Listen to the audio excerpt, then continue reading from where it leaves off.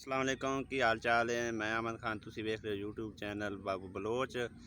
ते तमाम व्यूअर्स नू मेरा सलाम। ते भाई जान एक अज तुहानू खुशखबरी देवन जा रहे हैं, चाहे कोई छोटा यूट्यूबर है या बड़ा है। एक बंदा है जी मोहम्मद जहांजेब दे नां ते उन्हां दा जी चैनल है न्यू नूर HD। मोहम्मद जहांजेब अलीपुर वाले उन्हां दा चैनल है न्यू नूर HD।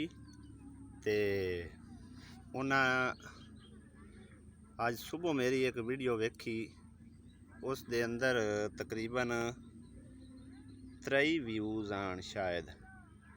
ते इस टाइम होंदे जी 150 व्यूज़ तकरीबन हो गए ने। ते सबसक्राइबर भी वो दिलवा देंदे ने ते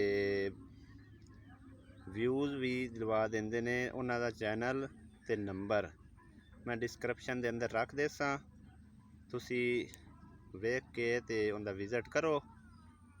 माशाल्लाह बहुत अच्छा काम कर रहे हैं ते अल्लाह की रज़ा वास्ते करते हैं। ते नहायत ही अच्छी शख्सियत वाले बंदे ने। मैंने तो बड़ी खुशी हुई है बई उन्हां नाल मिल के, उन्हां नाल वॉइस कॉल वगैरह करके। ते बहुत अच्छा काम कर रहे हैं माशाल्लाह। चाहे कोई छोटा यूट्यूबर है या बड़ा है, उन्हां नाल ज़रूर रब्ता करें ते इस गल तो फ़ायदा उठा सकते हैं सारे। ते माशाल्लाह बड़ा अच्छा काम कर रहे हैं। ते मेरे चैनल नू ज़रूर सबसक्राइब करेआ ते लाइक करेआ। ते अगर तुहानू उनदे नाल रब्ता करके चंगा लगे तो मैनू भी ज़रूर दस दिया कमेंट करके।